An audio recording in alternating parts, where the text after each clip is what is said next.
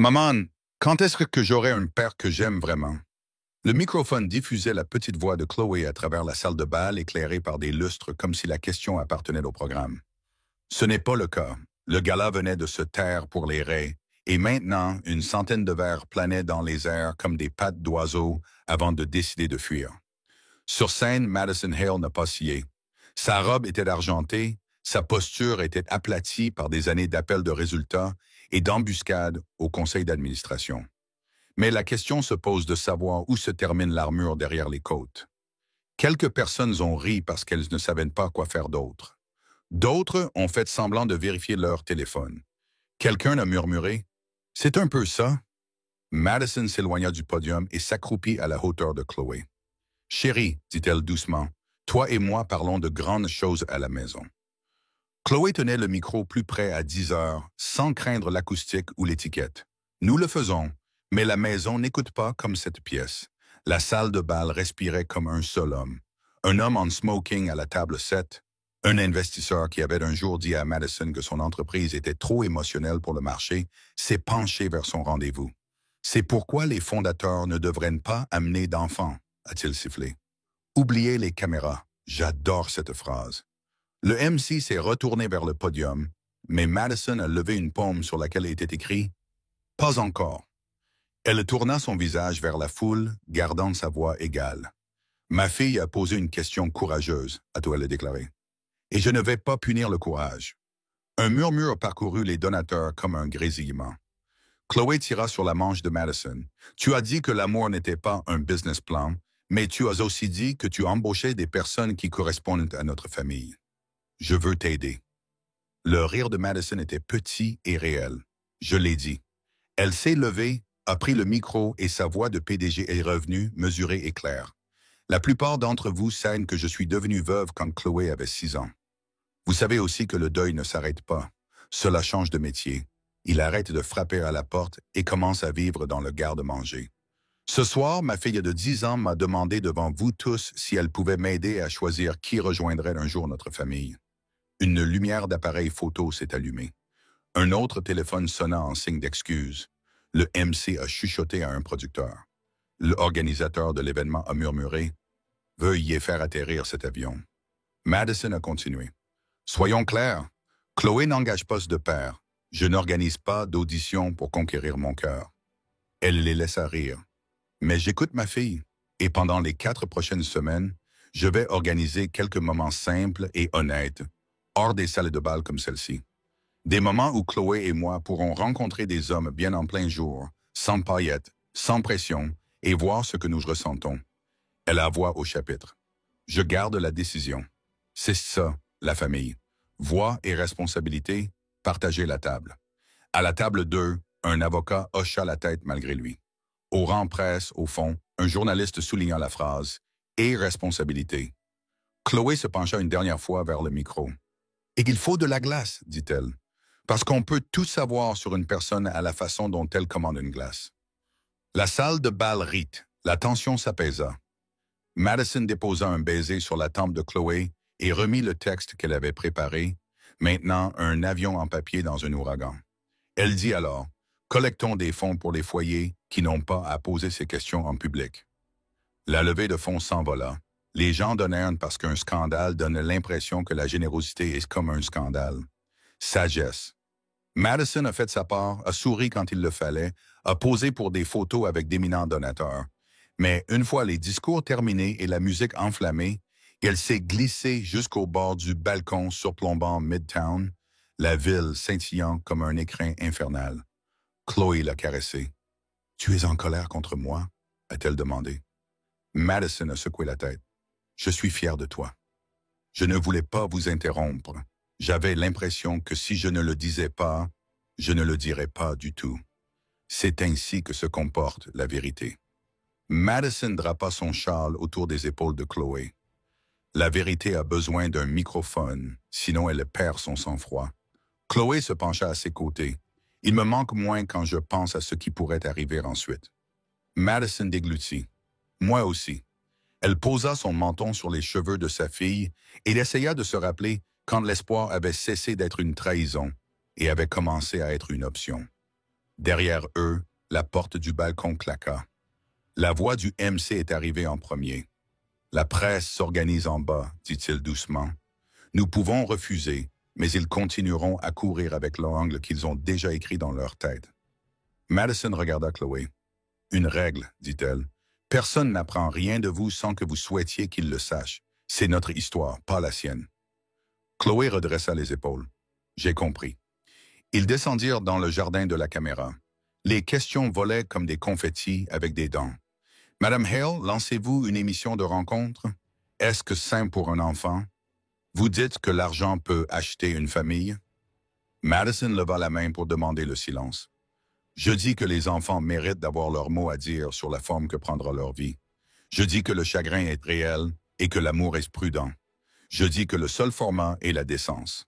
Une journaliste à l'eyeliner prononcé éleva la voix au-dessus des autres. Critère. Madame Hale, si les hommes écoutent ce soir, que devraient-ils savoir? Madison considérait que la gentillesse n'était pas négociable. L'intégrité sous le stress, l'humour qui n'est pas une arme et la volonté de manger de la glace en hiver. Elle sourit à Chloé. Nous rencontrerons des gens comme le font les gens normaux, dans des cafés, des musées. Pas de caméras, pas d'influenceurs, pas de tableaux de bord. Et l'argent? Quelqu'un a appelé. Aimeriez-vous sortir avec quelqu'un dont le revenu est inférieur à votre tranche d'imposition? Le sourire de Madison s'est refroidi. Ce que je ne fréquenterai pas, c'est l'arrogance. Elle prit de la main de Chloé. Bonne nuit. Ils étaient dans la voiture quand Chloé parla à nouveau. Tu n'avais pas l'air effrayé. J'étais terrifié, a déclaré Madison. Je n'ai tout simplement pas laissé mon visage voter. Chloé rit. Le genre de rire qui ressemble à une petite porte qui s'ouvre. L'un de ces lieux pourrait-il être le musée des sciences? Si un homme ne peut pas s'émerveiller devant un dinosaure, il ne peut pas s'émerveiller devant moi. Madison réfléchit, puis hocha la tête. Ajoutez-le à la liste. À la maison, le penthouse sentait le citron et le papier. Sur l'igloo de cuisine, 2 calendriers attendaient. Un pour les clôtures trimestrielles, un pour le récital de piano de Chloé et les rendez-vous chez l'orthodontiste. Madison a servi du thé. Elle n'a pas fini et a ouvert son ordinateur portable. Le conseil enverrait un email à l'aube. Les RH s'inquiéteraient de l'aspect visuel. Le service juridique enverrait des points clés sur la vie privée et les mineurs. Elle répondrait à toutes, mais pas encore. Elle a plutôt rédigé une note pour elle-même. Plan de 4 semaines, des réunions discrètes. Espace public diurne, pas de presse, vérification des antécédents. Oui, la contribution de Chloé a été enregistrée en privé, enregistrement thérapeutique. Dr. Klein bimensuel. Des moments ordinaires plutôt que des moments mis en scène. Chloé flottait en pyjama avec des lunes aquarelles. Puis-je dormir dans ta chambre? Tu peux commencer là, dit Madison. Et ensuite, je te ramènerai parce que tu es une enclume humaine. Je ne suis pas lourde, protesta Chloé en grimpant sur le lit avec la grâce éhontée des enfants. Elle regarda la ville au-delà de la vitre. Les gens seront-ils méchants en ligne? Certains, a dit Madison. Mais ils tapent sur un écran, ils ne sont pas debout dans notre cuisine. Les règles de la cuisine sont plus importantes. Quelles sont les règles de la cuisine? Nous utilisons des noms, pas des étiquettes. Nous parlons au visage, pas au profil. Et nous mangeons de la glace en hiver. Chloé sourit. Tu as sinon entendu ça? New York Madison a rentré la couverture jusqu'au menton de sa fille. Demain, nous ferons la liste, dit-elle. Pas seulement les noms, les qualités qui comptent. Et si la meilleure personne ne ressemblait pas à la meilleure personne? Ensuite, nous apprenons à avoir une meilleure apparence, a déclaré Madison. Les yeux de Chloé dérivèrent. Maman, oui. Si je pose à nouveau une question dans une pièce et que tes côtes font cette grimace, me laisseras-tu encore la poser? Madison repoussa les cheveux du front de Chloé. C'est à cela que sert notre maison. Des questions qui font grimacer les côtes. Un texte bourdonnait sur la table de nuit. Son chef d'exploitation une série de points d'interrogation et un « Es-tu sûr? » Madison a répondu « Je suis sûr du pourquoi. Nous allons rendre le comment responsable. » Elle posa le téléphone et s'assit dans le léger silence qui suit les décisions. Quelque part en contrebas, une sirène traçait sa ligne rouge à travers l'avenue. La ville a gardé son pouls. Elle sentait que le sien correspondait à cela. Le matin, les gros titres décideraient de ce que signifierait ce soir. Les investisseurs demanderaient du contexte. De vieux amis diraient que c'est courageux. D'autres choisiraient un adjectif différent. Mais entre les deux calendriers, sous l'air citronné et les odeurs du papier, Madison a écrit la seule phrase en laquelle elle avait confiance. Construisons une vie dans laquelle l'amour puisse entrer en toute sécurité. Elle a éteint la lampe. Dans le noir, Chloé murmura dans le silence une prière adressée à personne en particulier, juste à la pièce elle-même. Qu'il soit gentil, Madison fixa le plafond et ajouta silencieusement. Laissez-moi être assez courageuse pour le reconnaître alors qu'il ne ressemble en rien à ce que j'imaginais. Dans la rue, une rafale de neige a commencé, tardive, impatiente et parfaite pour une glace en hiver. Au lever du soleil, les gros titres étaient passés du scandale à la spéculation. À l'intérieur, les spéculations sur la salle de conférence aux parois de verre de Hale Development avaient leur place à la table. 5 prospects, a déclaré Nora Patel, directrice de l'exploitation de Madison, en faisant glisser un dossier sur le chêne poli. Tout est vérifié. Aucune responsabilité, aucune mine terrestre à sensation, et chacun d'entre eux interagit avec notre pipeline de manière légitime. Après avoir été sélectionné pour l'entreprise, Madison a déclaré « Pas pour ma table de cuisine. C'est pourquoi nous mettons tout en œuvre pour la lumière du jour », a répondu Nora. Café, musée, zéro champagne, 2 thérapeutes en numérotation abrégée et le service juridique m'a donné le langage pour un consentement éclairé si quelqu'un respire à proximité d'une caméra. Le Dr. Clean, leur thérapeute familial, était présent sur haut-parleur. Souviens-toi des règles de base, Madison. Tu fixes des limites. Chloé donne des sentiments et personne ne les interprète. L'émerveillement est permis. La pression n'existe pas. Chloé était assise à côté des petites baskets de Madison qui se balançaient au-dessus du sol. « Peut-on voir des dinosaures avant de voir des hommes? » Elle a demandé. « Nous pouvons voir les deux, » a déclaré Madison. « Mais non, je ne laisse personne mordre. » Chloé sourit. Nora tapota la liste. Option 1. Elliot Vance, 42 ans, avocate spécialisée en aménagement du territoire. Il est spirituel, charmant et allergique aux raccourcis. Il enseigne également des procès simulés dans une école publique le samedi. Pro bono exprès, murmura le Dr. Klein dans le haut-parleur. Bon signe. Deuxièmement, le Dr. Marcus Bell, cardiologue pédiatrique, l'empathie pour vivre. Il conseille un centre de bien-être qui souhaite s'associer à notre projet Riverside. Chloé pencha la tête. Un cardiologue semble être un tricheur. Parfois, c'est une bonne triche, a déclaré Madison. 3. Grant Whitlow Ushbo, associé directeur chez Whitlow Capital. C'est le chuchoteur des chiffres que les donateurs tentent de coincer chez Gallas. Si l'argent peut faire un salto arrière, Grant l'a appris. Traduction. Chloé a dit qu'il était très bon en mathématiques et très mauvais en biscuits.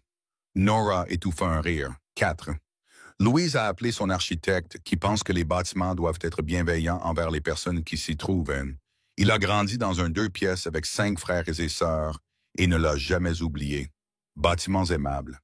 Chloé a répété en goûtant la phrase comme des chaises qui n'intimident pas le dos. 5 Raphael Stone hôteliers de 2e génération. Ils dirigent les propriétés comme des orchestres, avec des mains tranquilles et un timing parfait. Ils proposent un logement à long terme pour notre initiative destinée aux anciens combattants. Madison expira. Ils étaient tous corrects. Elle pouvait parler à n'importe lequel d'entre eux sans que son visage ne lui demande une carte. Le fait que chacun ait touché son œuvre n'était pas une coïncidence. C'était une mesure de sécurité. L'amour n'était pas un plan d'affaires, mais la proximité avec un objectif était un point de départ judicieux. « D'accord, dit-elle, il fait jour. Pas de gros titres, pas d'audition. Nous rencontrons des gens comme des gens. » Chloé leva la main comme si elle était en classe et que la glace n'était pas négociable. Ils ont construit un calendrier qui ressemblait plus à une sortie scolaire qu'à une cour. Café près du parc avec Elliot. Une visite de l'hôpital de 10 minutes maximum avec le Dr. Bell. Une conférence publique sur l'équité en matière de logement où Grant a promis d'écouter sans interrompre. Une promenade avec Louise qui préférait les casques de sécurité aux cellules dures. Et déjeuner dans le hall d'un hôtel avec Raphaël où Chloé notait les choix de chansons des pianistes. Madison a envoyé des invitations soignées, très respectueuses et spécifiques. « Nous gardons cela petit », écrivit-elle à chaque homme. « Pas de caméra, 2 humains et un enfant. Si cela vous semble gênant, nous ne sommes pas faits l'un pour l'autre. » En fin de matinée, tous les 5 ont dit oui. 2 jours plus tard, le premier moment ordinaire fut une promenade dans le bloc 17, une étendue de briques et de promesses où Hale Development prévoyait un complexe à usage mixte, avec des appartements au rez-de-chaussée ou à l'étage supérieur, une cour décorée de lumière qui donnerait l'impression d'être en été même en novembre. Le gel s'accrochait encore aux échafaudages. Les casques de chantier attendaient comme une ponctuation blanche sur un cheval assis. Règle numéro 1, dit Louise en tendant à Chloé un casque de la taille d'un enfant avec un eyelet gravé sur le côté. Vous pouvez poser n'importe quelle question. Les mauvaises questions n'existent pas sur les chantiers. Chloé a attaché la mentonnière. D'accord. Pourquoi les pigeons sont-ils toujours invités à la construction? Louise hocha la tête solennellement. Parce qu'ils ne signent jamais d'accord de confidentialité. Chloé rigola. Madison a chronométré avec douceur. Louis n'a pas joué. Il a inclus. Ils ont parcouru le périmètre. Louis explique les chemins de chargement de la même manière que vous expliquez doucement un secret à un ami. Chloé toucha une colonne les yeux écarquillés. Alors c'est un os, dit-elle. C'est vrai, dit-il. La peau vient plus tard. Alors qu'il s'approchait du monte-charge, un surintendant fit un signe de la main, puis fronça les sourcils en voyant un panneau sonore. Alors elle a été irritable toute la matinée, dit-il en appuyant sur le bouton d'appel. Nous avons un contrôle de maintenance dans 20. La porte s'est ouverte en grinçant. Madison hésita. Nous pouvons prendre les escaliers. Le pont supérieur offre une meilleure vue, dit alors Louise au surintendant. Vous êtes sûr? 10 minutes maximum. Il a forcé la porte, écoutant comme les mécaniciens écoutent le tonnerre. Tout ira bien. Ils n'étaient pas là depuis 10 secondes avant que l'ascenseur ne soupire et ne s'arrête. Les lumières vacillaient. La voiture soupira à nouveau comme un animal fatigué, puis s'immobilisa entre des étages. Les doigts de Chloé serraient le manteau de Madison. Le petit espace s'est recroquevillé. « C'est bon, » a dit Madison, le cœur battant comme s'il voulait sortir. « Nous allons bien, » a déclaré Louise en appuyant sur l'appel d'urgence. La cabine d'ascenseur 2 est tombée en panne entre 3 et 4 heures, a-t-il dit à la personne qui était là. Passagers à l'intérieur, pas de blessés. Calme, copie. Une voix calme répondit. Maintenance en cours. Le souffle de Chloé se raccourcit. Je ne sens pas les bords, murmura-t-elle. Madison se baissa au niveau des yeux, consciente de son propre pouls qui lui caressait le cou. Regardez-moi. Compte mes taches de rousseur, dit-elle en essayant d'éclairer. Je les ai gagnées dans des salles de réunion sans fenêtre. Chloé compta, puis secoua la tête. L'air est collant, une articulation enveloppait la porte extérieure. « Et là !» a crié un homme à travers le métal. « Je m'appelle Daniel. Je suis de l'équipe de maintenance. Vous êtes en sécurité. » Le nom s'est glissé dans la voiture comme un niveleur. Madison ne savait pas pourquoi cela lui convenait. « Qui est là-dedans ?» il a demandé. « 3, répondit Louis. « Un enfant. »« D'accord, 3, dit Daniel. Dis-moi un nombre entre 1 et 10. »« 7, murmura Chloé. « 7 est aussi mon chiffre porte-bonheur, a déclaré Daniel. 7, ça veut dire qu'on respire comme on souffle des bougies d'anniversaire. On inspire par le nez pendant 4, on expire par la bouche pendant 6. Tu peux m'aider à t'entraîner? » Madison sentit Chloé se desserrer un peu. « Bien, dit Daniel. Maintenant, j'ai un secret. Cette boîte est une menteuse. Elle dit à ton cerveau que le ciel a disparu. Mais le ciel n'a pas quitté ton cerveau, il a juste oublié où est la porte. Alors on le lui rappelle, on respire. On nomme 5 choses qu'on peut toucher. Chloé pressa sa paume contre le métal froid. Du métal, dit-elle, tremblante mais pleine d'effort. Un casque, la manche de maman, ma propre main, le coude de M. Louis. Excellent, dit Daniel. Maintenant, 4 choses que tu peux entendre. Le bourdonnement, dit Chloé. Ta voix, le battement de cœur de maman. Tends un peu, on ne juge pas les battements de cœur par ici, dit Daniel avec un petit rire qui ne se réduisit pas. Et mon souffle, conclut-elle. Parfait.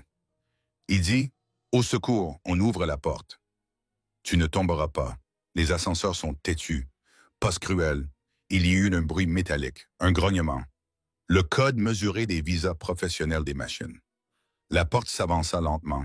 La lumière dessinait d'une bande brillante sur le sol.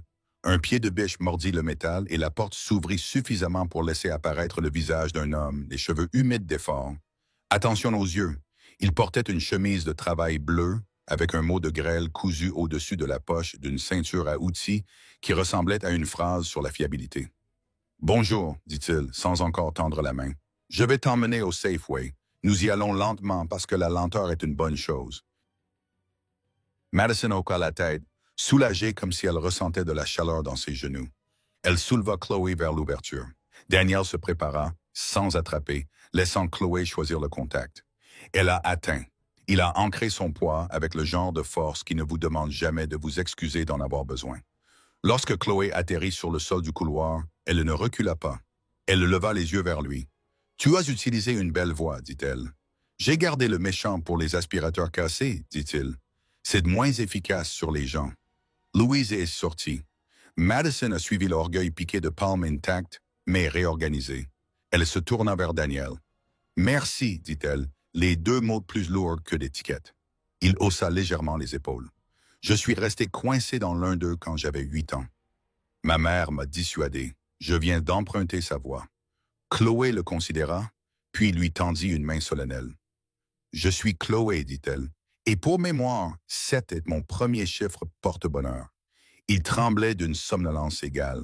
« Daniel, dit-il, moi aussi, je suis d'accord pour emprunter de la chance. » Le surintendant s'est précipité vers lui pour s'excuser, la radio grésillant. « Elle est hors ligne jusqu'à ce que nous échangions le relais, a-t-il dit. Hale compensera vos chaussures si nous les avons éraflées. » Louise fit un geste de la main pour l'éloigner. « Nous allons bien. » Madison voulait dire quelque chose qui corresponde à l'ampleur du sentiment dans sa cage thoracique. Quelque chose sur la façon dont le leadership est exactement ce que Daniel avait fait. Rassembler la panique, donner-lui un travail, transformer-le en souffle, mais elle laisse rester sur la route simple. « Étiez-vous en route vers nous? » elle a demandé. « Ou es-tu simplement apparu? »« Je vais sur le toit, dit-il en souriant à moitié. Le chauffage aime les gestes dramatiques en février. Chloé regarda sa ceinture à outils. « Tu répares tout? J'essaie de ne pas tout casser davantage, dit-il. C'est la moitié du travail. » Madison le regarda dans les yeux pendant 1 seconde de plus que ce que font habituellement les étrangers. Il n'y avait rien d'héroïque chez lui, si ce n'est le genre exact de héros qu'elle s'était promis de remarquer. Stable, sans chichi, n'ayant pas peur des petites pièces. « Merci, Daniel, » dit-elle à nouveau. Chaque fois qu'il le disait, il le pensait au sens technique et non poétique. Alors qu'il retournait vers la cage d'escalier, Chloé glissa sa main dans celle de Madison. « Est-il sur la liste? » murmura-t-elle. « La liste est pour les réunions, » murmura Madison en retour. « Ils viennent de nous sauver dans la vraie vie. Parfois, la vraie vie, c'est la rencontre, » dit Chloé.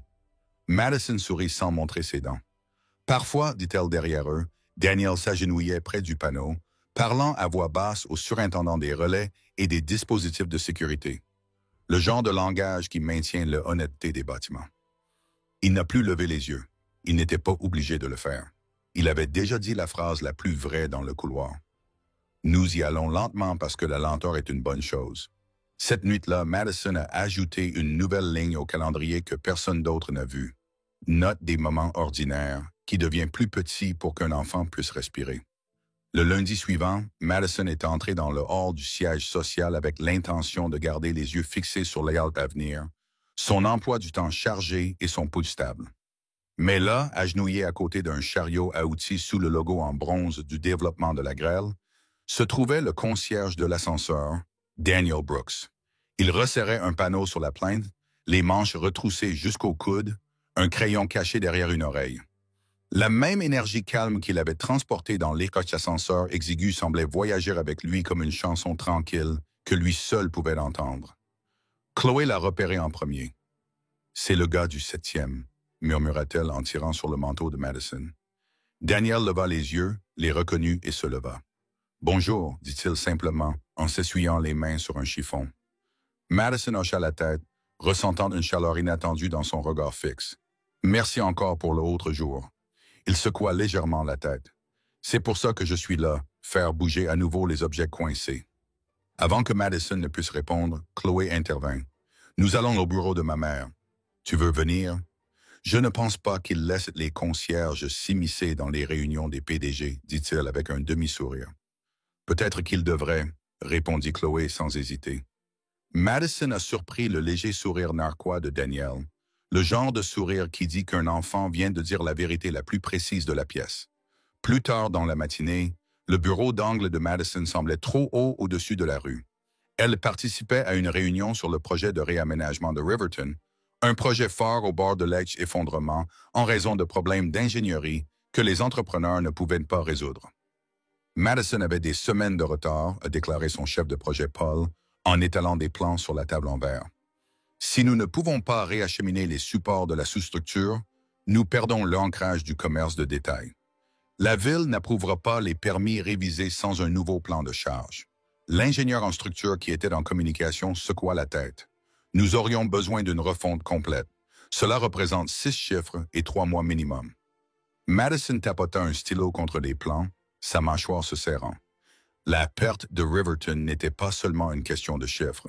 Il s'agissait d'un logement pour des centaines de familles, la pièce maîtresse de son portefeuille de l'année suivante et un levier pour 2 partenariats philanthropiques. Un coup à la porte l'interrompit. Daniel est entré en tenant une petite enveloppe. « Désolé, dit-il. La salle du courrier a envoyé ceci. Cela semble important. » Il a posé l'enveloppe sur son bureau, mais ses yeux se sont tournés vers les plans. « Est-ce ce que c'est Riverton? » Il a demandé presque avec désinvolture. Paul fronça les sourcils. Confidentiel. Madison hésita. « C'est? Pourquoi? » Daniel jeta un coup d'œil à la coupe transversale. « Il y a un goulot d'étranglement dans le transfert de charge ici, a-t-il déclaré en désignant la grille de la colonne nord. En optant pour des micropieux décalés et une semelle à gradins, vous pouvez supporter la même charge sans déplacer les services publics. Le temps d'installation est divisé par 3. Paul cligna des yeux. « Ce n'est pas mal, » Daniel se redressa. « J'ai travaillé sur quelque chose de similaire à Boston à l'époque où je portais une chemise différente. »« Quelle chemise était-ce » Madison a demandé. « Chef de projet, génie civil, avant qu'un mauvais procès et un ami pire m'aient appris l'humilité, dit-il sans amertume. Maintenant, je nettoie les sols et je répare les ascenseurs, mais les calculs fonctionnent toujours. La ligne de conférence resta silencieuse pendant un moment. L'ingénieur à l'autre bout du fil murmurant finalement, « Cela pourrait effectivement résoudre le problème. » Paul était déjà en train de griffonner des notes. « Nous avons besoin des calculs. » Daniel haussa les épaules. « Je peux les exécuter ce soir si tu veux. Gratuit. Considérez cela comme une démangeaison professionnelle. » Madison l'a étudié. Pas la salopette ni la ceinture utilitaire, mais la certitude tranquille dans sa voix. « Courez-les, » dit-elle. Ce soir-là, sa boîte de réception a sonné à 21h17. La ligne d'objet lit le transfert de charges préliminaires. S'y joint un PDF avec des schémas clairs, des formules précises, des croquis annotés.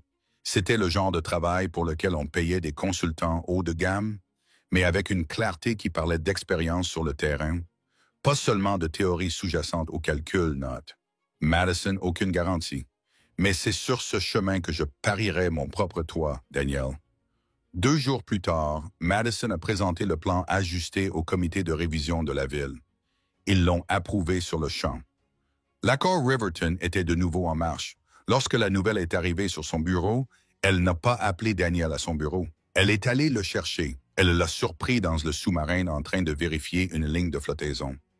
Riverton a approuvé, a-t-elle dit. Il leva les yeux et haussa un sourcil. Bien, c'est un bâtiment de moins qui retient son souffle. Vous venez de nous faire économiser des millions, dit-elle. Il secoua la tête. Je détestais voir un bon projet mourir à cause de la paperasse.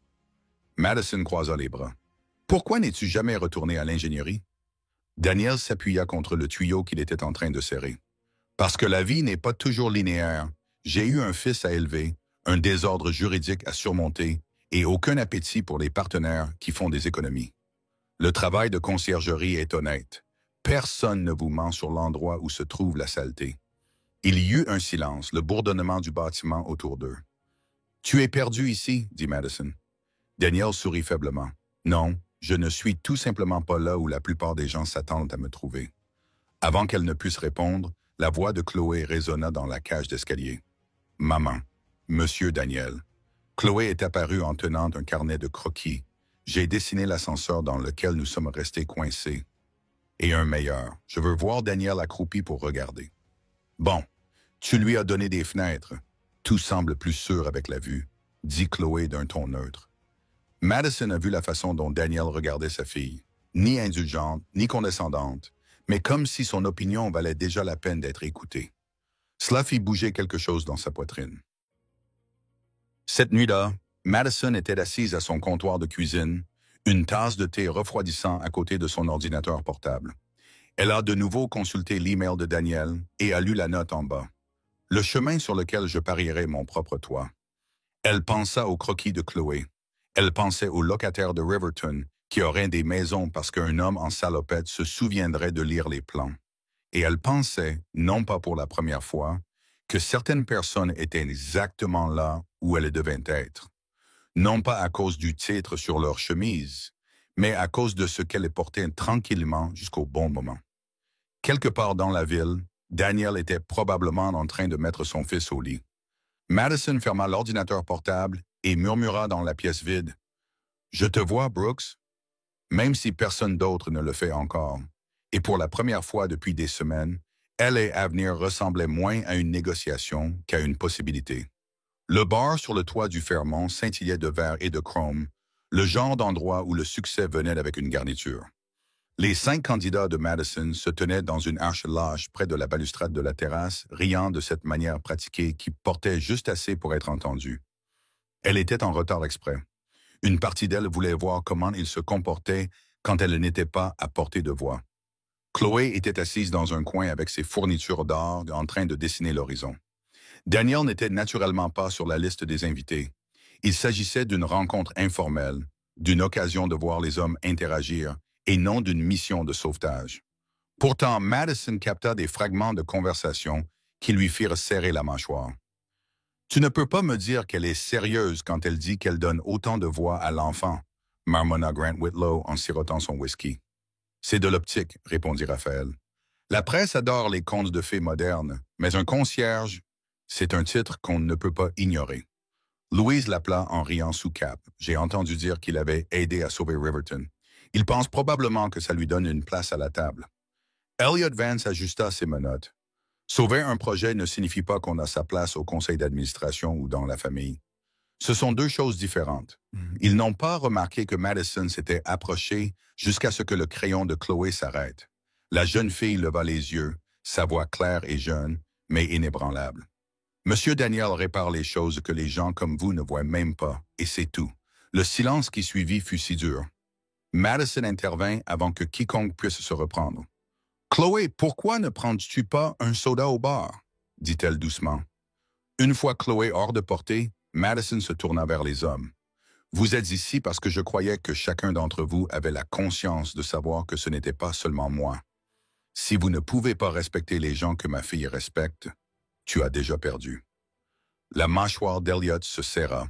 On était en train de... « Je sais exactement ce que tu étais, » intervint Madison. « Et pour info, les locataires de Riverton ne sauront jamais faire la différence entre une ligue de conseil d'administration et une ligue de placards à balai. Ils seront juste reconnaissants d'avoir des murs qui tiennent. » L'air se rafraîchit. Madison s'éloigna avant que la conversation ne dégénère en excuses. En bas, dans le hall, elle trouva Chloé devant la fontaine en train de remuer des glaçons dans son soda avec une paille. « Ils ne l'aiment pas, » dit Chloé. « Ce n'était pas une question. Ils ne le connaissent pas, » répondit Madison. « Ils ne veulent pas le connaître, » rétorqua Chloé. Cette dernière phrase s'est gravée dans l'esprit de Madison comme un caillou dans une chaussure. Elle ne s'en est pas défait de toute la soirée. La semaine suivante, elle surprit Daniel sur la mezzanine en train d'allumer une lumière vacillante. « Tu as une minute? » demanda-t-elle. Il jeta un coup d'œil en bas de l'échelle. « Bien sûr, tu veux que je te prenne un café ou une clé à molette? »« Ni l'un ni l'autre, » dit-elle. « Juste ton temps. » Lassie et s'assirent dans la petite salle du personnel, le genre de salle avec des distributeurs automatiques qui ronronnent comme de vieux réfrigérateurs. Madison lui parla du toit, de la défense de Chloé concernant la fraîcheur de la pièce. Daniel écouta, penché en avant, les avant-bras sur les genoux. « On dirait qu'ils protègent leur territoire, » dit-il finalement. « C'est plus que du territoire. Certains d'entre eux ont des accords en attente avec mon entreprise. S'ils pensent que tu es dans le coup, ils pourraient me voir différemment. » Il esquissa un demi-sourire. « Alors, mieux vaut rester en dehors du tableau. » Quelque chose en elle se crispa. « Tu crois que la solution aux préjugés, c'est de disparaître? Non. Je pense que la solution, c'est de choisir ses batailles, dit Daniel. On ne peut pas gagner toutes les chambres d'un coup, et certaines chambres ne valent même pas le loyer. Madison l'observa. Tu donnes l'impression que c'est simple. Ça ne l'est pas, admit-il. Mais j'ai été sur des chantiers où le plus bruyant était aussi le plus inutile. J'ai appris à juger les gens à celui qui tient encore la poutre quand tout le monde recule. Ce vendredi-là, Madison emmena Chloé à la foire de Riverwalk. C'était censé être juste mère et fille, mais à mi-chemin, elles aperçurent Ethan, le fils de Daniel, faisant la queue pour le carrousel. Daniel était à côté de lui, tenant 2 corn dogs, l'air presque penaud. Madison, la petite ville, dit quand leurs regards se croisèrent. « Une petite foire, répondit-il. Les enfants partirent en quelques secondes pour négocier qui aurait le cheval violet. Madison et Daniel restèrent près de la balustrade à regarder. Tu sais, Madison commença à dire à Chloé, « Tu répares des choses que les gens ne voient même pas ou qui sont cassées. » Les yeux de Daniel restèrent rivés sur le carrousel. « Je ne fais pas ça pour le crédit. Je sais. C'est ce qui rend la situation dangereuse pour les hommes comme toi. Les gens pensent que ça ne te dérange pas d'être négligé. » Il se tourna vers elle, puis soutint son regard. « Et toi, qu'en penses-tu? Je pense que certaines personnes sont exactement là où elles doivent être, jusqu'à ce qu'on ait besoin d'elles ailleurs. » Le carrousel ralentit. Chloé fit un signe de la main à sa mère, Ethan, qui souriait d'à côté d'elle. Madison vit quelque chose dans la symétrie de cet instant. 2 enfants riaient, 2 adultes montant la garde, qui la déstabilisa au mieux. Mais sous le doux bourdonnement de la fête foraine, le courant sous-jacent du toit tourbillonnait toujours. Elle savait que ces hommes ne disparaîtraient pas comme ça de son agenda. Leurs investissements, leur influence, leurs opinions, tout était lié à son univers professionnel. Et maintenant, l'un d'eux, elle en était certaine, verrait Daniel non pas comme un spectateur inoffensif, mais comme un concurrent. Madison L. regarda Daniel, qui écoutait attentivement l'histoire d'Ethan à propos d'un ours en peluche géant en récompense. Il ignorait totalement qu'elle pensait que les forces étaient déjà en train de bouger sous ses pieds. « Daniel, dit-elle doucement, « si quelqu'un essayait de te rendre la vie plus difficile ici, tu me le dirais? » Il eut un léger sourire narquois. « Ça dépend. Tu poses la question en tant que PDG ou en tant que mère de Chloé? »« Les deux. » Puis, « Oui, dit-il, mais seulement si je ne pouvais pas régler le problème moi-même. » Quelque chose dans cette réponse, cette confiance tranquille, cette absence de drame, se logea dans sa poitrine. Madison reconnaissait les orages quand elle voyait les nuages se former, et elle les sentait s'amonceler quelque part juste derrière les lumières de la fête foraine. Elle savait aussi que la prochaine fois que quelqu'un tenterait de le rabaisser dans sa présence, elle ne s'en irait pas comme ça, pas tant que les paroles de Chloé depuis le toit résonnaient encore dans son esprit. Monsieur Daniel répare les choses dont les gens comme toi ne voient même pas qu'elles sont cassées. La salle de réunion sentait légèrement la pluie et l'encre d'imprimante.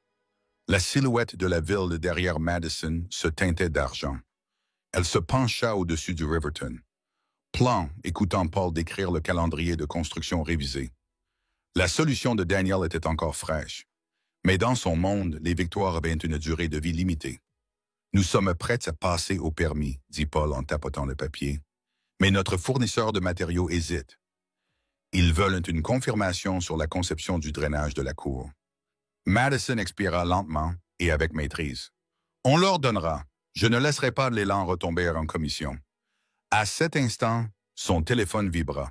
Le nom de Nora s'afficha sur l'écran. « Il faut qu'on parle tout de suite. » Ils se retrouvèrent dans le bureau de Madison, porte close, stores baissés. Le ton de Nora était bas mais sec. Richard Evans était au RH ce matin. Il a suggéré une réaffectation stratégique du personnel pour Daniel Brooks. Madison fronça les sourcils. Pour quelle raison? Aucune. Il a juste dit que ce serait bénéfique pour les opérations que Daniel soit transféré dans la propriété de Westside. Il a dit qu'il était trop visible ici. Trop visible? Madison répéta ces mots exacts. Nora hésita. Westside est à 1 heure de trajet aller-retour. Cela le sortirait complètement de l'orbite de Chloé. L'estomac de Madison se serra et la réaction des RH. Il traite ça comme une demande de routine. Tu sais comment fonctionne l'influence ici, Madison. Richard a une participation dans le projet Midtown Tower. Ce n'est pas quelqu'un qu'ils veulent contrarier. Madison. Elle se pencha en arrière, les yeux plissés. Voilà comment il joue. Nora hocha la tête. Il voit Daniel comme une menace pour ses relations d'affaires avec vous, et peut-être pour autre chose. Ce soir-là, dans le parking, Madison aperçut Daniel en train de fermer l'arrière de son vieux pick-up. Il portait un tuyau industriel sur une épaule et une boîte de produits de nettoyage sur l'autre. « Tu ne pars pas, n'est-ce pas? » demanda-t-elle. « Pas ce soir, dit-il avec un demi-sourire. Mais ils m'ont dit que j'étais réaffecté à Westside à partir de la semaine prochaine, serra-t-elle la mâchoire. Ils t'ont expliqué pourquoi, juste qu'on avait davantage besoin de moi là-bas. J'ai déjà entendu cette phrase qui signifie généralement que quelqu'un est mal à l'aise avec ta présence dans la pièce, Daniel. Ce n'est pas une coïncidence. Je sais, dit-il doucement, mais je ne vais pas te rendre la vie plus difficile en la transformant en combat. J'ai visité suffisamment de chantiers pour savoir quand la politique l'emporte sur le travail. Elle s'est rapprochée.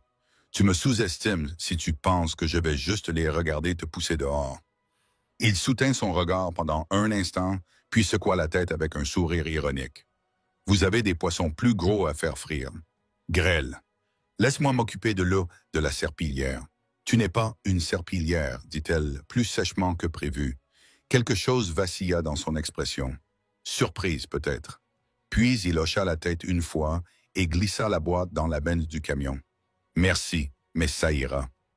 Le lendemain, Madison a trouvé Chloé dans la cuisine du penthouse, penchée sur un emploi du temps papier. « Qu'est-ce que c'est ça? » Madison a demandé. « C'est quand je vois M. Daniel Chloé, tu sais, dit-elle d'un ton neutre. C'est vide après la semaine prochaine. Il a dit qu'il déménageait dans un autre bâtiment. » La gorge de Madison se serra. « C'est compliqué. »« C'est faux, dit Chloé. Si quelqu'un est bon dans son travail et gentil avec les gens, vous ne le renvoyez pas. C'est comme tirer sur le soleil parce que tu es fou de la chaleur. » Madison s'accroupit pour la regarder dans les yeux. Parfois, les gens font des changements parce qu'ils pensent que c'est plus sûr pour eux. Plus sûr n'est pas toujours mieux, répondit Chloé. C'est mieux quand les gens aiment d'être là où ils sont. Vendredi, Madison avait décidé d'aller elle-même vérifier la propriété de Westside. Officiellement, il s'agissait de réviser une rénovation retardée. Officieusement, elle voulait voir où Daniel était envoyé. Elle le trouva dans une chaufferie sombre, les manches retroussées, en train de persuader une valve récalcitrante de coopérer. « Je ne m'attendais pas à te voir ici, » dit-il en levant les yeux. « Considérez cela comme une visite de bien-être, » a-t-elle répondu. « Le bâtiment est bien, il faut juste un peu de patience. » Ils ont fini à la cafétéria du personnel. De longues tables, des distributeurs automatiques bourdonnants, l'odeur du café brûlé. Madison a déballé un sandwich plus pour faire quelque chose que pour manger. « Vous savez, commença-t-elle, j'ai travaillé avec beaucoup de gens qui pensent qu'ils sont irremplaçables. C'est presque toujours le cas. » Daniel sourit faiblement. « Et ceux qui sont irremplaçables? Ils n'y pensent pas, dit-elle. Son sourire s'est transformé en quelque chose de plus doux. « Ce n'est pas que je ne veux pas être ici. Je ne veux tout simplement pas être la raison pour laquelle tu dois mener une autre bataille. »« Tu n'es pas la raison, dit-elle. Ils sont. Tu n'es qu'une excuse. » Il la regarda pendant un long moment. C'est une belle réplique. Ce n'est pas une ligne, c'est la vérité. Leur conversation fut interrompue lorsque Chloé et Ethan apparurent dans l'embrasure de la porte, tous deux portant des sacs en papier. « Livraison surprise du déjeuner », a annoncé Chloé. Madison cligna des yeux. « Comment as-tu fait? »« Ethan m'a dit où se trouvait le bâtiment, » dit simplement Chloé. « Nous avons pris le métro. Ne vous inquiétez pas, Madame Hale. Nous sommes restés ensemble tout le temps. » Daniel soupira, à moitié amusé, à moitié exaspéré. « Vous deux, vous êtes une source d'ennui. »« Bon, c'est un problème, » corrigea Chloé. Ils étaient assis ensemble à l'une des longues tables. Les enfants ont échangé des collations, Madison et Daniel parlant à voix basse entre les bouchées. Il y avait une étrange facilité dans ce moment. 4 personnes, 2 conversations, une table qui ne ressemblait plus à un lieu de travail. Quand ils sont partis, Madison a attrapé le bras de Daniel. « Je n'en ai pas fini avec ça, » dit-elle. « Je m'en doutais, » répondit-il. Mais en sortant avec Chloé, Madison réalisa que quelque chose avait changé.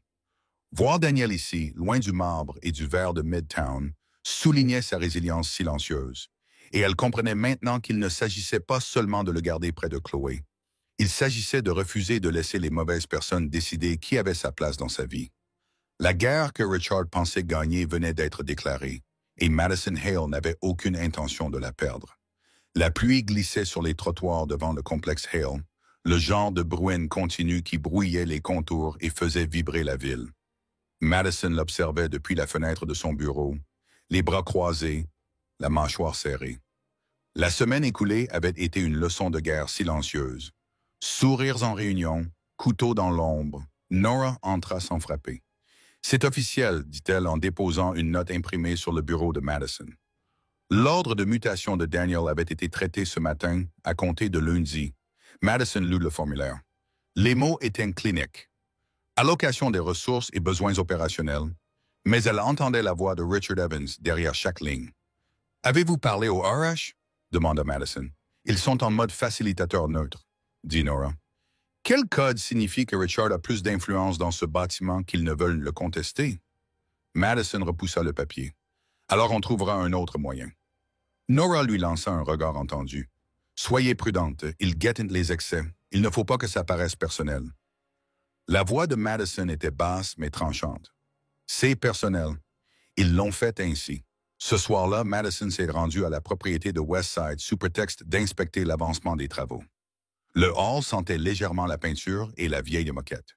Daniel était là, agenouillé sur une bâche, en train de remplacer les plinths. Il leva les yeux, surpris. « Je ne m'attendais pas à la visite du PDG à 20 heures un vendredi. Considérez cela comme une inspection, dit-elle. « Du bâtiment ou du personnel ?» demanda-t-il en souriant à moitié. « Les deux, répondit-elle. Il se tenait là, essuyant la poussière de ses mains. L'endroit a besoin de rénovation, mais il est solide. Un peu comme moi, je suppose. Madison l'étudia un instant. « Tu prends ça trop calmement. J'ai déjà été ému, dit Daniel. Quand on travaille avec une serpillière dans une main et une clé dans l'autre, on apprend à ne pas trop s'attacher à un code postal. Ce n'est pas le sujet, a-t-elle déclaré. Tu as été ému parce que tu es bon dans ce que tu fais et parce que Chloé t'aime bien. Cette combinaison effraie certaines personnes. Le regard de Daniel s'adoucit. « Et tu veux mener cette bataille? »« Je ne veux pas, » dit Madison. « Mais je le ferai. » Samedi matin, Chloé était assise à l'aile de la cuisine, un air sérieux sur son visage. Elle tenait une feuille de papier vierge et un marqueur. « Qu'est-ce que tu dessines? » Madison a demandé en versant du café. « Un emploi du temps, » dit Chloé, « pour avoir vu M. Daniel. Il dit qu'il déplace des bâtiments, mais cela ne veut pas dire que nous ne pouvons pas nous rencontrer. » Madison s'assit. Cela pourrait être plus difficile. La mâchoire de Chloé se serra d'une manière qui rappela désagréablement à Madison elle-même. Ensuite, nous essayons simplement plus fort. Tu m'as dit que les bonnes personnes ne disparaissent pas simplement parce que c'est gênant. Madison tendit la main et la serra. Je l'ai dit. À midi, Chloé avait un plan, un itinéraire de métro, une liste d'activités de week-end que Daniel et Ethan pourraient aimer et une chronique sur les opportunités de glace. Madison ne put s'empêcher de sourire devant la précision. Plus tard dans la journée, le téléphone de Madison a vibré avec un message de Nora Richards, se vantant auprès d'un contact qu'il avait géré le problème du concierge. Madison le lut 2 fois, sentant quelque chose de froid s'installer derrière ses côtes. Dimanche après-midi, Madison a conduit Chloé dans un café de Midtown sous le couvert d'une sortie mère-fille. Alors qu'il s'approchait, Chloé aperçut Ethan à travers la fenêtre. Quelques instants plus tard, Daniel est sorti du comptoir avec 2 chocolats chauds. Sa surprise en les voyant était évidente, mais pas désagréable. « Cela devient une habitude », a déclaré Daniel. « Les bons modèles valent la peine d'être conservés », répondit Chloé. Ils étaient assis à une table dans un coin. Les enfants ont comparé les projets scolaires tandis que Madison se penchait vers Daniel. « Tu sais ce que dit Richard ?» Elle a demandé doucement. L'expression de Daniel n'a pas changé. « Laissez-moi deviner que me déplacer était une décision opérationnelle. » Ces mots exacts ont résolu le problème du concierge. Daniel prit une lente gorgée de café. On dirait qu'il a plus peur d'une serpillière qu'il ne devrait l'être. La voix de Madison baissa. « Il ne s'agit pas seulement de vous. Il s'agit de savoir qui décide qui appartient à mon monde. » Daniel croisa son regard. « Et si l'appartenance avait un prix que vous ne voulez pas payer? » « Ensuite, je décide si cela en vaut la peine, dit-elle. Il l'étudia un instant, puis fit un signe de tête en direction des enfants. Ils ont déjà décidé. Quand il fut temps de partir, ils sortirent tous les quatre ensemble dans l'air frais. La ville semblait différente à ce moment-là, plus petite, comme si elle pouvait tenir dans la chaleur de cet état-là qu'il venait de quitter. De retour dans la voiture, Chloé appuya sa tête contre la fenêtre. « Tu ne vas pas les laisser l'envoyer ailleurs, n'est-ce pas? » Madison la regarda dans le rétroviseur, non sans se débattre. Cette nuit-là, dans le calme de son appartement, Madison a ouvert son ordinateur portable. Elle a commencé à rédiger un mémo, non pas destiné au RH, ni au conseil d'administration, mais à elle-même. Il ne s'agit pas d'un transfert. C'est une question d'influence. Influence qui suppose que je choisirais le confort plutôt que la conviction. Ils ont tort. Elle s'est assise et l'a lu une fois de plus avant de fermer le dossier. Dehors, la pluie avait cessé et les lumières de la ville se reflétaient sur les rues mouillées comme des promesses qu'elle avait l'intention de tenir. La semaine suivante, le lundi matin, arriva avec son flot habituel de courriels. Mais un message est ressorti dans la boîte de réception de Madison. Une invitation à un week-end caritatif au Lakeshore Retreat, organisé par un groupe d'investisseurs, dont Richard Evans. Elle le fixa pendant un long moment, son esprit travaillant déjà. S'ils voulaient jouer sur leur terrain, il était peut-être temps qu'elle amène sa propre tempête à la table. Et quand elle l'a fait, elle savait exactement qui elle voulait, debout tranquillement à ses côtés, avec sa serpillière, sa clé à molette et tout le reste. Les dessins de l'atrium de la Midtown Tower sont manquants. La phrase a frappé Madison lundi comme une alarme incendie. Nora se tenait sur le pas de sa porte, le visage calme, la voix ne manquant pas là où Madison le demandait. Nora, du chef de projet, annonça. La version finale a été révisée. Richard l'a signalé à 7h10. Il dit qu'il y a une brèche. Madison serra les doigts sur son stylo. Qui y a accès? L'équipe dirigeante et les services logistiques. Daniel inclus. Bien sûr que oui. Madison Rose Getty et Legal, 9AZ. La salle de conférence exécutive était pleine. Le directeur informatique avec un ordinateur portable bleu brillant. Les RH avec un bloc-notes. Richard Evans, en costume, savait que c'était cher. Il se leva pour accueillir Madison comme s'il s'agissait d'un petit déjeuner poli. « Dommage, dit-il, les mains ouvertes. Mais nous devons agir vite. Ces plans sont confidentiels. Toute fuite met en péril la pile de capitaux. » Les journaux remontèrent. À 18h41, la version finale de l'atrium des documents du vendredi fut déplacée vers un dossier local sur un disque amovible. L'identifiant utilisateur R nécessitait Evans. Il cliqua à 18h43. Le même identifiant le remit à 18h48. L'identifiant différent D. Brooks accéda au répertoire partagé. Richard sourit, sans sourire. Voilà. Le concierge a parcouru un dossier qui ne le concernait pas. Les RH ont regardé Madison. Nous devons suspendre M. Brooks dans l'attente d'une enquête. Procédure régulière, bien sûr. Madison a gardé une voix neutre. Nous ne punissons pas l'accès. Nous punissons l'intention. Richard a écarté les mains. Intention. Il a été vu près du local à serveur. Les registres des badges de l'équipe de nuit le placent à cet étage parce qu'il le nettoie, a dit Madison. Le ton de Richard s'est adouci théâtralement. Madison, je respecte vos considérations personnelles, mais il s'agit de protéger vos actifs. Je ne mélange pas personnel et actif, a-t-elle dit.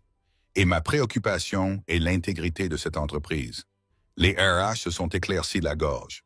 Nous allons mettre M. Brooks en congé payé pendant 72 heures. C'est normal. Madison a expiré. Une norme qui avait un goût différent. D'accord, a-t-elle. Elle dit, mais récupérez l'historique complet des révisions. Je veux chaque contact, chaque minute, et demander à la sécurité de conserver les images des caméras pour vendredi de 18h à 19h.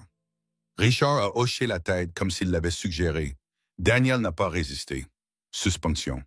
Dans le bureau de l'établissement, il plia la vie une fois, puis une autre, jusqu'à ce que le papier tienne fermement dans sa paume. « Je n'ai rien pris, dit-il doucement. Je sais que Madison a parlé de ce dossier qu'il a commencé puis arrêté, comme s'il se demandait sur quelle pente mourir. Je vérifie les livraisons pour m'assurer que les équipes de nuit ne perdent pas les cartons. C'est la seule raison pour laquelle j'ai vu des noms de projets sur cet écran. « Tu ne me dois pas de défense, dit Madison. Il lui lança un regard noir. « J'ai l'impression que si. Laisse-moi faire mon travail, dit-elle. Fais le tien, même si pour l'instant, le tien t'attend. Il rangea le papier. Attendre, c'est encore un verbe, dit-il. Cet après-midi-là, Chloé était assise en tailleur dans le carnet de croquis ouvert du bureau de Madison. Ethan était perché à côté d'elle. Ce n'était pas idéal de les avoir ici. La journée de Madison était une carte météorologique des orages, mais leur présence a stabilisé l'air. « Monsieur Daniel a-t-il des ennuis? » demanda Chloé. « Pour l'instant, il se repose, » dit Madison prudente. « Les adultes font toujours une sieste, à la vérité, » murmura Ethan, concentré sur un croquis de boîte à outils. Madison cligna des yeux. « Qu'est-ce que tu dis? » Il leva les yeux. « Vendredi, mon père me montrait sa tablette pendant qu'on attendait le métro. Son application 5 fit apparaître une bannière comme un petit toast. Il était écrit « Atrium Rev C », finale mise à jour par R. Evans, 18h42. Je m'en souviens parce que j'ai demandé « C'est quoi un atrium? » Et il a répondu « Un mot sophistiqué pour dire « grand air ». Il a ri, Chloé a hoché la tête. J'ai pris un grand air. Madison s'est levé si vite que sa chaise a heurté le tapis. « Ethan, tu es sûr de la fois où il a eu l'air blessé? Je ne suis pas une menteuse. Je n'ai pas dit que tu l'étais. » Elle s'accroupit. Parfois, une minute fait de la différence entre une erreur et un plan. Il réfléchit. Il faisait sombre dehors, mais pas la nuit. Et le train était en retard. Madison se tourna vers Nora, qui se tenait debout, les bras croisés. Compris pour récupérer les notifications de synchronisation externe. Si un appareil personnel était abonné au flux de projets publics en lecture seule, il aurait dû voir la version de fin. Les yeux d'Ethan s'écarquillèrent. « Suis-je en difficulté? Vous êtes peut-être la raison pour laquelle un homme bien conserve son emploi, » dit Madison. Chloé se pencha vers lui. « Je vous avais bien dit que nous étions de bons ennuis. » Le soir, le directeur informatique revint avec un disque dur. Il dit avoir trouvé des événements en miroir. Vendredi 10h41 du 18h43. Document déplacé puis réactivé par E.R.G. Evans. Un appareil inconnu Watcher en lecture seule a reçu le ping de mise à jour. De plus, des images de caméra montrent M. Evans entrant dans la salle des serveurs à 6h39 avec son assistant. Il a signalé la brèche lundi matin. Madison serra les dents et M. Brooks, le directeur informatique, fit défiler l'écran. Il s'est authentifié à 6h48. Aucun téléchargement de fichiers. Les autorisations de son compte sont correctes. Nora soupira. Alors Richard a déplacé le fichier. Il l'a remis en place, s'écria Wolfe. Prétexte classique. Madison parla prudemment. On ne dit pas ça en dehors de cette pièce. Non. Pourtant, appela-t-elle. RH, suspendre la suspension, avec effet immédiat. Sur quelle base? Demanda la RH. Sur la base de ce que je l'ai dit et de la signature de votre budget, répondit Madison, puis s'adoucit, et sur la base de nouvelles informations. Le service juridique l'a-t-il? Elle raccrocha puis contempla la ville jusqu'à ce que l'horizon se stabilise. La confrontation, lorsqu'elle eut lieu, ne se déroula pas dans une salle de réunion. Elle eut lieu au Lakeshore Retreat, dans un pavillon qui sentait le cèdre et la stratégie. Les investisseurs, les serveurs, se déplaçaient comme des pièces d'échecs, et un quatuor donnait à Vivaldi l'impression d'être un bon élève. Richard trouva Madison à la fenêtre. « Content que tu sois venu, » dit-il d'une voix douce. « On peut discuter des prochaines étapes de la Midtown Tower, à condition qu'on ait encore les plans sous la main. »« Si, » dit Madison, « grâce à des registres méticuleux, » haussa-t-il un sourcil. « Oh, » elle ne le laissa pas entrer. « Tête à filmer. Tu as accédé à la salle des serveurs. Vendredi soir, j'ai déplacé le dossier, je l'ai remis en place, puis j'ai alerté les RH lundi. Tout est horodaté. » Le sourire de Richard s'éclaircit. « Nous déplaçons tous des fichiers et j'ai signalé une irrégularité. » C'est de la diligence. Ce que vous avez signalé, Madison a dit, était un gâchis que vous avez créé pour justifier le retrait d'un homme qui dérange votre récit. Il rit doucement, ce son sec. Vous lisez des romans dans des audits. Et tu sous-estimes à quel point je lis bien, dit-elle. Il s'approcha, la voix plus basse. Madison, en privé. Votre affection pour le concierge brouille votre gouvernance. Les investisseurs n'aiment pas les lignes floues. Les investisseurs préfèrent les lignes honnêtes, a-t-elle déclaré. En voici une honnête. Si jamais vous manipulez à nouveau mon personnel pour vous rapprocher de mes décisions, vous vous retrouverez très loin de toutes. Le visage de Richard étudia le sien à la recherche d'un bluff. « Fais attention à ne pas en faire une affaire personnelle, » murmura-t-il. « C'est devenu personnel quand vous avez essayé de faire passer la personne sûre de ma fille pour dangereuse, » a-t-elle répondu. Il soutint son regard une seconde de plus, puis inclina son verre comme s'il concédait un petit point dans un grand match. « Je suis sûr que les gars appréciera l'exercice. »« Ils le sont déjà, » a déclaré Madison. Elle s'éloigna avant que le triomphe ne se transforme en jubilation. Dehors, la nuit s'est rassemblée sur le lac comme une oreille attentive. Daniel s'est présenté au siège mardi matin parce qu'il ne savait pas quoi faire d'autre et parce que c'est au travail que ses mains avaient du sens. Madison l'a rencontré près de l'ascenseur de service. C'est en pause. Elle a dit de la suspension. Il hocha la tête avec prudence. « Parce que tu l'as dit, parce que les faits l'ont fait, » dit-elle. Et parce qu'un enfant se souvenait de la différence entre 6,42 et 6,43. Un sourire se dessina sur ses lèvres. Ethan. Les épaules de Daniel ont perdu une fraction du poids de la semaine, glissant sur le sol entre elles. « Je n'aime pas être un problème que vous devez résoudre. »« Tu ne l'es pas, dit-elle.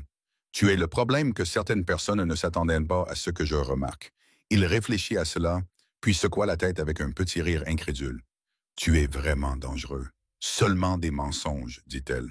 Il jeta un coup d'œil dans le couloir. « Alors, où veux-tu que j'aille? » Madison pensait au hall d'entrée scintillant de Richard, à ses phrases soignées, à la façon dont il essayait de transformer l'intégrité en optique. Puis elle pensa à la main ferme de Chloé. La mémoire minutieuse d'Ethan et un bâtiment qui attendait que ses os prennent sens. « Juste là où tu étais, » dit-elle, visible.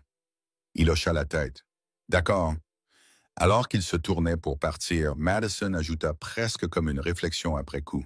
« Et Daniel, merci d'avoir attendu comme si c'était un verbe. » Il sourit sans se retourner. La lenteur est une bonne chose. Lorsqu'il disparut dans le bourdonnement du bâtiment, Madison resta immobile, écoutant la façon dont l'air changeait lorsque quelque chose de vrai était remis à sa place. Dehors, le lac se replierait dans le matin. À l'intérieur, une autre vague avait tourné, et quelque part, elle savait que le prochain mouvement était déjà en train d'être planifié. Mais maintenant, au moins la table était à niveau. Les invitations étaient enveloppées dans le genre de formalité dont Daniel avait appris à se méfier. Une enveloppe blanche aux propriétés anti-grêle scelle son nom d'une écriture précise et bouclée. Lorsqu'il l'ouvrit dans la salle de maintenance, Ethan se pencha par-dessus son épaule. « Qu'est-ce que c'est? » Daniel hésita. « Une invitation de Madame Hale. » Les yeux d'Ethan s'écarquillèrent. « Tu aimes un rendez-vous? »« Non, » dit fermement Daniel en remettant la lettre dans l'enveloppe. Il est écrit « Un week-end au Hudson Lake Resort, en guise de remerciement pour votre aide à l'entreprise. » Ethan sourit. Cela ressemble toujours à un rendez-vous. Vendredi après-midi, la montée vers le lac était calme au début. Chloé était assise à côté de Madison dans le SUV et Ethan était assis à côté de Daniel à l'arrière. Des pins enneigés bordaient la route. Madison a rompu le silence. « J'espère que vous ne vous sentez pas obligé d'être ici.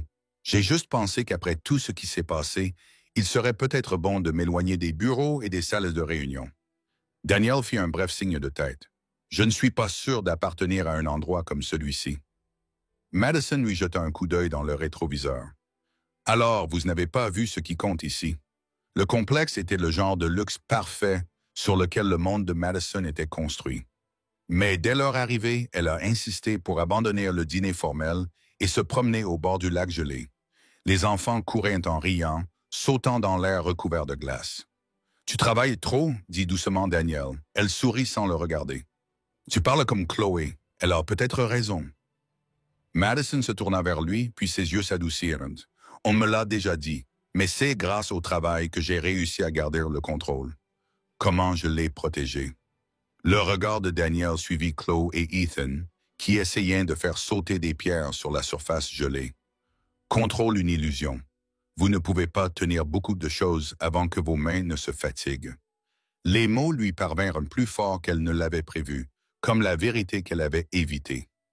Cette nuit-là, ils se sont réunis dans la zone commune du lodge. Un feu crépitait dans le foyer en pierre, l'odeur du cèdre était épaisse dans l'air. Madison s'assit sur le tapis. Chloé se blottit contre elle, tandis qu'Ethan construisait une petite tour de blocs de bois. « Oncle Daniel » appela soudainement Chloé. « À ton tour » dit Daniel en levant les yeux de son café. Mon tour pourquoi? Pour construire quelque chose, dit-elle en tendant un bloc.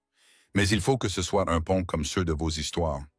Il s'accroupit à côté d'eux, sa grande main étonnamment douce au début. Un pont doit être solide ici, a-t-il tapé au centre, mais flexible ici. Comme les gens, demanda Chloé. Daniel s'arrêta et croisa son regard. Exactement comme les gens.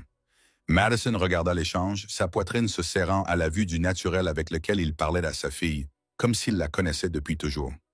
Le lendemain, il y eut de la luge, des batailles de boules de neige et un petit désastre lorsque la luge d'Ethan dévia de sa trajectoire. Daniel a sprinté sur la pente, récupérant son fils avant qu'il n'atteigne la limite des arbres. « Ça va? » Daniel a demandé à bout de souffle.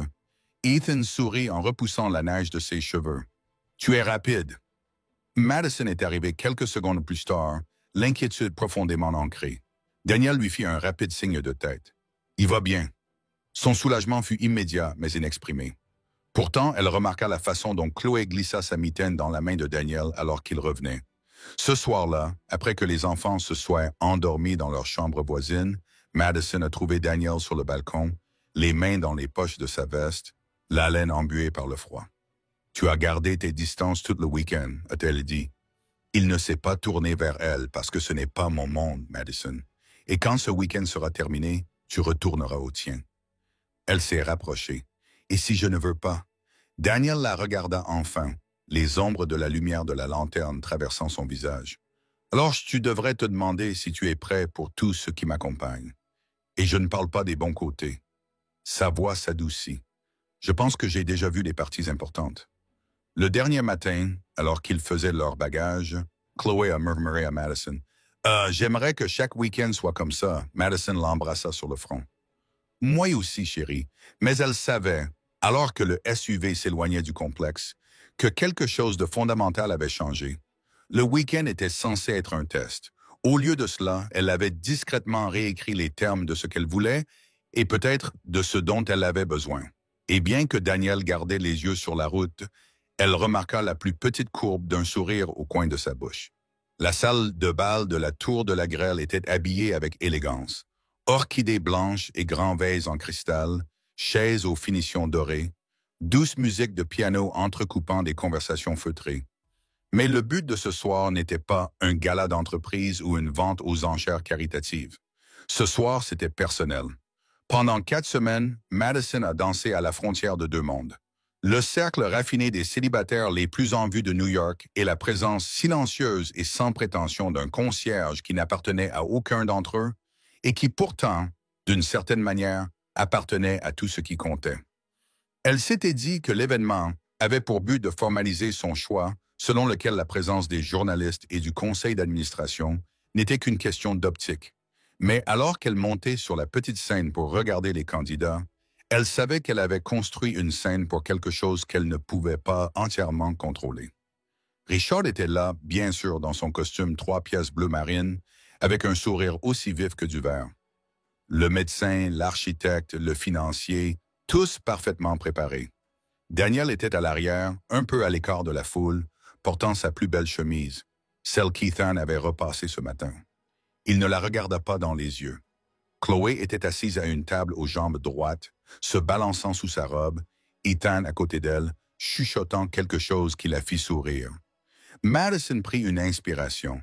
Ce soir, elle a commencé à parler d'une voix calme mais constante, à propos de possibilités, de ce que signifie construire une vie, pas seulement une carrière, pas seulement une réputation, mais une famille.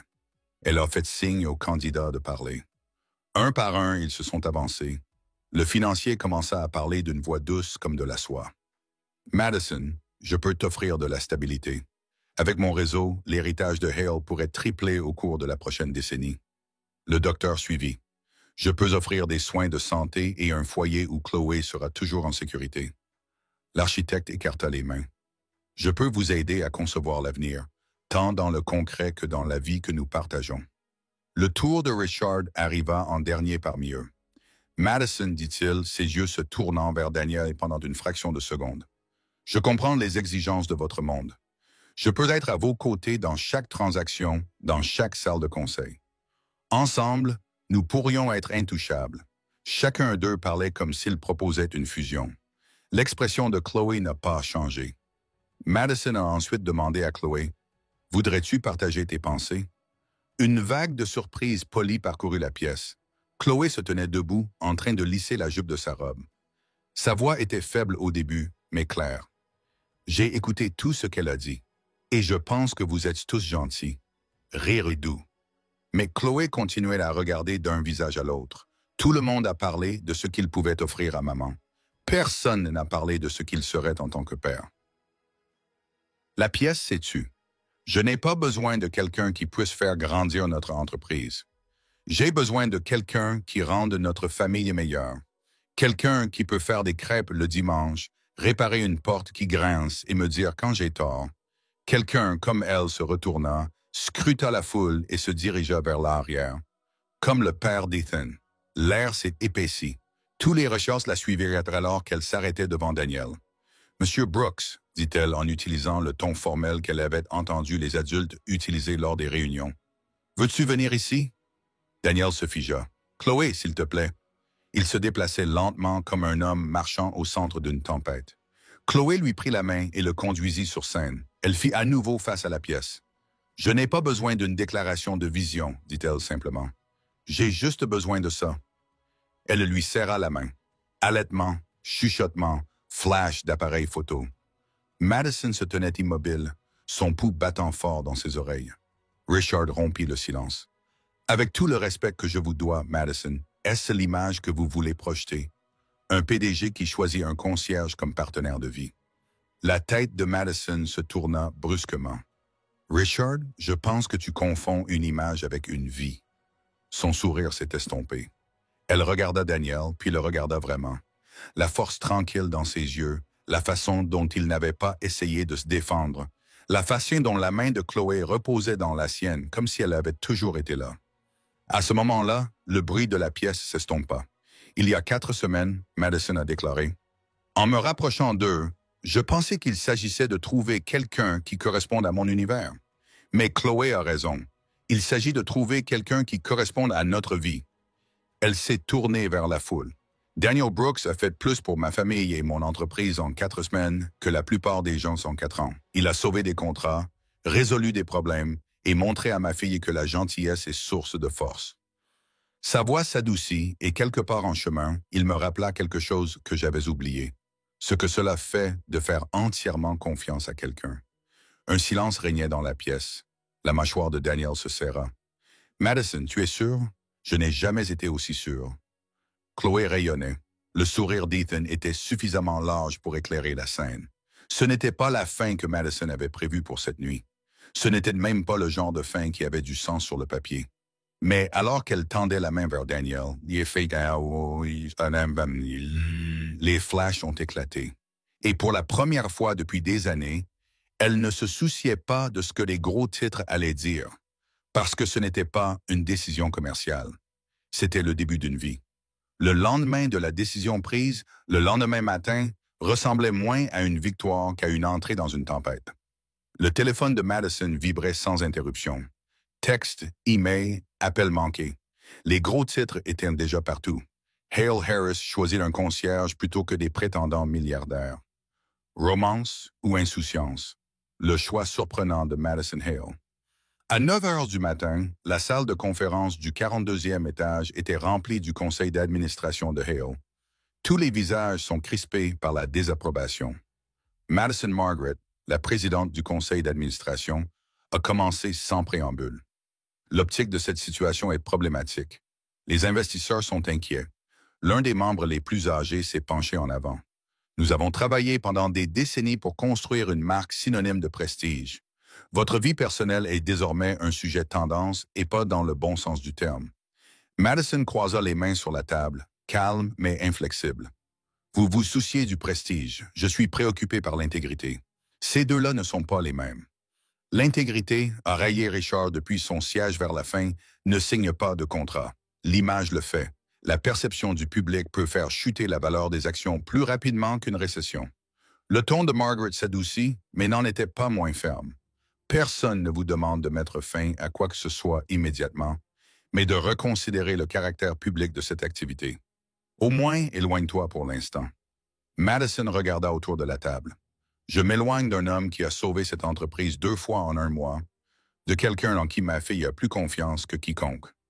C'est ce que vous suggérez. Personne ne la regardait dans les yeux. La pression ne s'est pas arrêtée à la salle du conseil. À l'extérieur du bâtiment, des caméras attendaient. Les médias sociaux étaient partagés entre sceptiques et enchantés. Mais le scepticisme était le plus fort dans les domaines importants pour les affaires. À midi, elle était assise dans son bureau, regardant l'horizon de la ville, sachant que le choix facile serait de se retirer. C'est ce à quoi ils s'attendaient tous. Un pivot gracieux en matière de relations publiques, un fondu poli. Son téléphone a sonné. C'était sa mère. La voix de Darling Evelyn était douce mais inquisitrice. Vous avez travaillé si dur pour votre place dans ce monde. Ne le jetez pas pour des raisons sentimentales. Madison ferma les yeux. Ce n'est pas du sentiment, mère.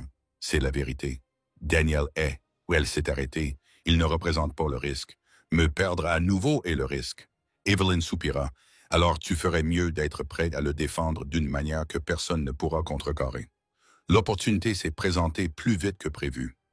Le lendemain matin, un journaliste du New York Chronicle a demandé une conférence de presse en direct, lui proposant de rétablir les faits. Son équipe de relations publiques lui a déconseillé cette pratique. Vous donnerez simplement plus d'oxygène à l'histoire. Il l'avait prévenu, mais Madison avait pris sa décision. À 14 heures précises, elle est montée sur le podium dans le hall de la Hale Tower. Des dizaines de microphones étaient braqués sur elle. La salle était bondée de membres de la presse et du conseil d'administration, dont Margaret et Richard. Elle a commencé par la vérité la plus simple. Beaucoup d'entre vous ont des questions, dit Madison, sa voix ferme mais chaleureuse. Des questions sur les raisons pour lesquelles une femme dans ma situation choisirait d'être avec quelqu'un comme Daniel Brooks. Un murmure parcourut la pièce. Elle n'a pas bronché. Laissez-moi vous parler de Daniel. C'est un père célibataire qui a élevé son fils pour qu'il soit gentil, curieux et courageux. C'est un homme qui, au milieu de ses propres revers, a trouvé le moyen d'aider les autres. Des moyens qui ont sauvé mon entreprise non pas une fois, mais 2 fois. Il n'est pas concierge parce que c'est tout ce qu'il peut être. Il est concierge parce qu'il a refusé de laisser un procès injustifié compromettre son intégrité et sa carrière. Elle laissa les mots pendre là. Les caméras ont cliqué furieusement. J'ai passé des années dans des salles où les gens mesuraient leur valeur en fonction de leur valeur nette. Mais j'ai appris, grâce à Daniel et à ma fille, que la véritable mesure d'une personne est la façon dont elle traite ceux qui ne peuvent rien faire pour elle. Son regard parcourut la foule, s'arrêtant sur Richard juste assez longtemps pour que le sens soit compris. Je ne suis pas ici pour défendre mon choix en tant que PDG.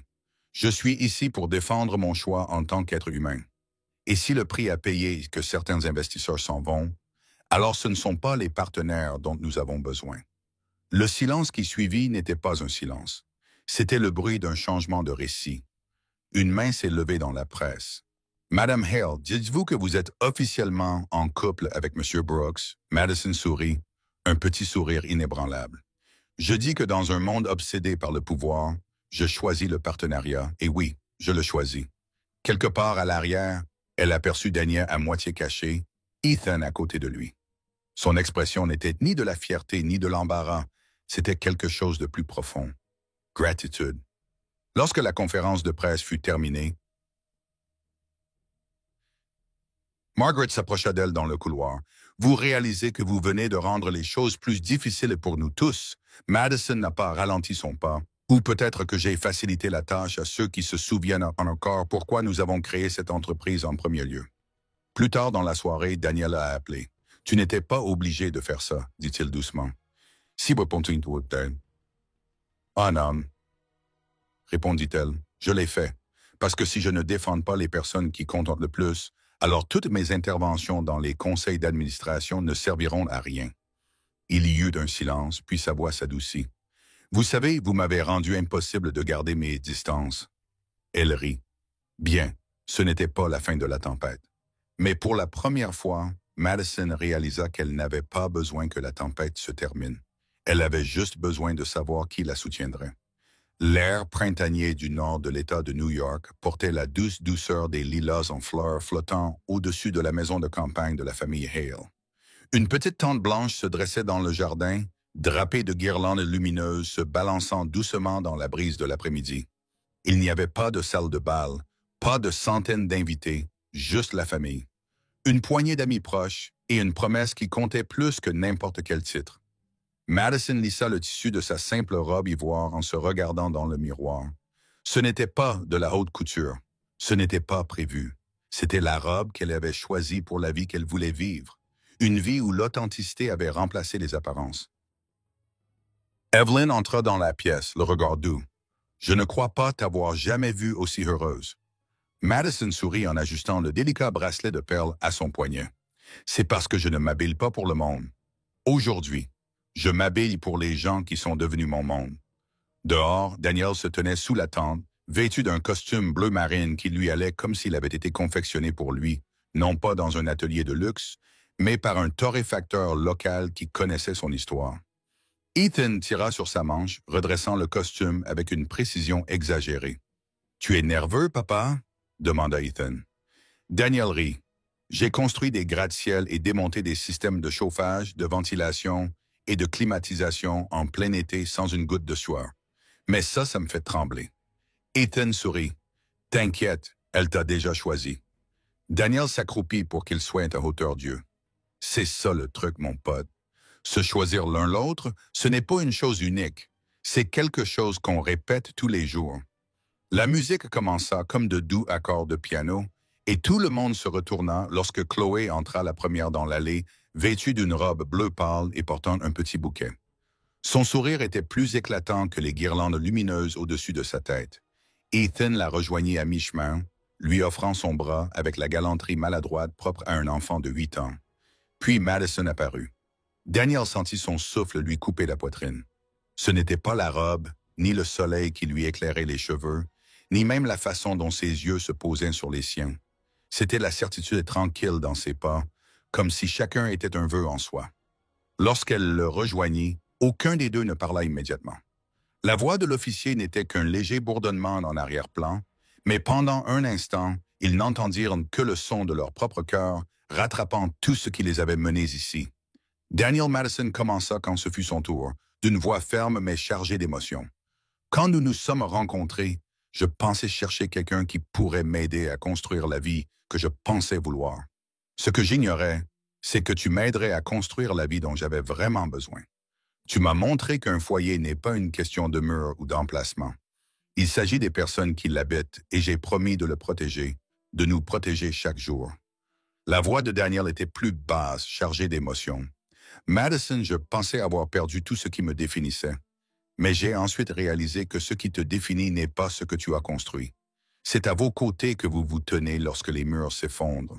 Vous avez été à mes côtés, et aujourd'hui je suis à vos côtés.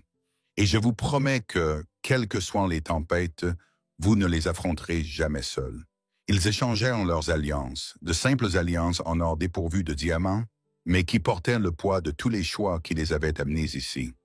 Chloé et Ethan applaudirent les premiers, déclenchant une vague d'applaudissements qui se propagea dans la petite foule. Le reste de l'après-midi fut ponctué de rires, de verres qui trinquaient et du chaos naturel des enfants qui couraient d'une table à l'autre. Madison surprit plus d'une fois Daniel, la main posée sur l'épaule d'Ethan, ou penché pour écouter les interminables histoires de Chloé sur son dernier projet scolaire. Ce n'était pas qu'un mariage, c'était une famille qui prenait forme. Alors que le soleil déclinait, teintant le ciel de traînées roses et dorées, Daniel s'éclipsa un instant et revint avec une petite boîte en bois. « Ce n'est pas un cadeau de mariage, » dit-il en la lui tendant. « Madison, c'est un projet sur lequel je travaille depuis le jour où j'ai su que nous arriverions. » À l'intérieur se trouvait une lettre soigneusement pliée, posée sur un simple document. Madison le déplia. Le fonds de bourse Brooks Hale, destiné à offrir des opportunités aux personnes ayant subi des pertes injustes, mais souhaitant reconstruire leur vie. Les larmes aux yeux de Madison s'écarquillèrent. « Tu n'arrêtais pas de répéter que tu voulais donner en retour.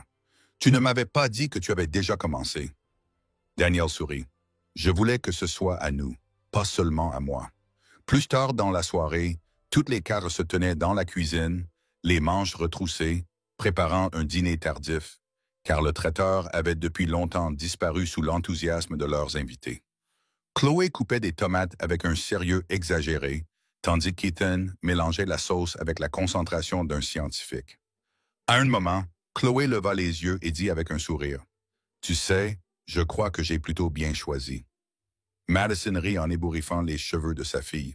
« Oui, tu l'as fait, mieux que je n'aurais jamais pu le faire toute seule. » Daniel jeta un coup d'œil à Ethan, et je disais, « Moi aussi, je m'en suis plutôt bien sorti. » Ethan, sans lever les yeux de la sauce, dit, « Je t'avais dit qu'elle te choisirait. » La cuisine résonnait du bruit des plats, de l'odeur du basilic frais et du son des voix qui se chevauchaient. Rien de grandiose, rien de digne des gros titres. Et pourtant, dans ce petit moment ordinaire, c'était tout. Tandis qu'ils s'asseyaient ensemble, Madison sentit la vérité s'installer au plus profond de ses titres. La richesse et le prestige n'avaient jamais été les fondements qu'elle recherchait. L'amour, le respect et l'honnêteté l'étaient, et avec eux, ils avaient construit quelque chose d'inébranlable. Dans la douce lueur des lumières de la cuisine, tandis que les rires se répandaient dans la nuit, leur histoire ne semblait pas se terminer. On aurait dit qu'elle ne faisait que commencer. Le statut ne construit pas une famille. L'amour, oui. Le respect la maintient. Et l'honnêteté en fait un foyer. Parfois, la vie ne nous donne pas ce que nous avions prévu. Elle nous donne ce dont nous avons vraiment besoin. Madison pensait chercher le candidat idéal. Daniel pensait que ses meilleurs moments étaient derrière lui. Mais ensemble, ils apprirent que la famille ne se construit pas par le statut ou des titres. C'est une histoire construite par l'amour, le respect et la décision tranquille de se choisir chaque jour. Maintenant, j'aimerais avoir votre avis. D'où regardez-vous? Et quel aspect de cette histoire vous a le plus touché? Vos pensées et vos expériences comptent? J'aimerais beaucoup les lire dans les commentaires ci-dessous. Si cette histoire vous a touché, inspiré ou simplement fait croire un peu plus à l'amour, abonnez-vous pour ne jamais manquer le prochain voyage que nous partagerons ensemble. Merci du fond du cœur d'avoir passé ce moment avec moi aujourd'hui. En attendant, continuez à croire au pouvoir de l'amour et à la beauté de la famille que vous choisissez.